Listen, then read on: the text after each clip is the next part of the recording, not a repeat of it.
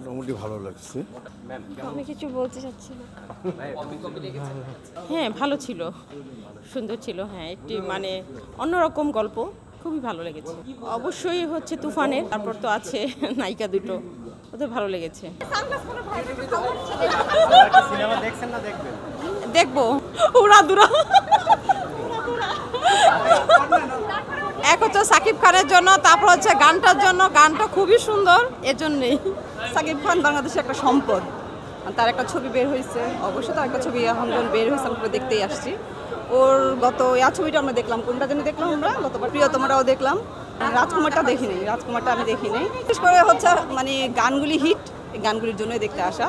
এটা ছবি ছিল আমার সাকিব খানের, আমি কখনো মানে কোনো মুভি দেখিনি। ফার্স্ট মুভি ছিল প্রিয়তমা, হলে তাও, মানে টিভিতেও দেখিনি। বাট ছবিটা দেখার পরে আমি সাকিব খানের ফ্যান। এত ভালো লেগেছে, মানে বাংলা ছবির কাহিনী, তারপরে অ্যাক্টিং, গানগুলা মানে সেই ছিল খুবই, মানে সাকিব খানের আমি ভক্ত, এরকম আর কি। হ্যাঁ, প্রিয়তমা ও ফার্স্ট সিনেমা সাকিব খানের, আর এখন আজকে দেখবো আর কি। দেখি আজকেটাও মেবি ভালো হবে। না, রাজকুমার দেখিনি, প্রিয়তমায় দেখেছি। আর আজকে না, আমি দেখিনি, ওইটা দেখা হয়নি, সুযোগ হয় না। সুযোগ হয় না। আমরা 99 ব্যাচের গ্রুপ এসেছি, আমরা কিন্তু একা না, আমরা 8-10 জন, তো তখন আমরা এই গ্রুপেই দেখেছি। তো ভালো, মানে বাংলা মুভি বেস্ট, সাকিব খানের সব কিছুই বেস্ট। আচ্ছা, যেটা বলছিলাম যে মানুষ একটা সময় শাকিব খানকে নিয়ে ট্রোল করতো যে শাকিব খানের মুভি দেখা যায় না, কিন্তু এই জিনিসটাকে আপনি কীভাবে দেখেন? ওই practice makes a man perfect, এটা সবাই আমরা জানি। তো সাকিব খানও এরকম মুভি করতে করতে এখন সে টপে উঠে গেছে, টপ লেভেলে চলে আসছে, স্বাভাবিক। এখন তার ছবি ভালোই হচ্ছে, আগে ভালো হতো না, এটা ঠিক। এটাই তুলে ধরছে সামাজিক মাধ্যমে। আচ্ছা আচ্ছা, এইটাই দেখলাম ছবিটা। গানগুলোর মধ্যে আপনি না, গান ভালো আর কি, রোমান্টিক আছে। পরিজন নিয়ে দেখা যায়। হ্যাঁ, দেখা যায়। এটা অত অশ্লীল না, ভালো। একটা গান আছে কুক কুক কুক, তো এই ধরনের কি একটা গান হয়? আগে আমরা দেখতাম, আমাদের এখানে ছিল না, এখন নতুন মডেলে নতুন স্টাইলে তৈরি হইতেছে এখন। কেমন লেগেছে? এটা কি আমাদের নেক্সট জেনারেশন কি এটা কি মানে ভালো কিছু দিবে এই ধরনের গান সিনেমা? এটা এখন বোঝা যাচ্ছে না, কেননা তাদের মস্তিষ্ক আমাদের মতো না।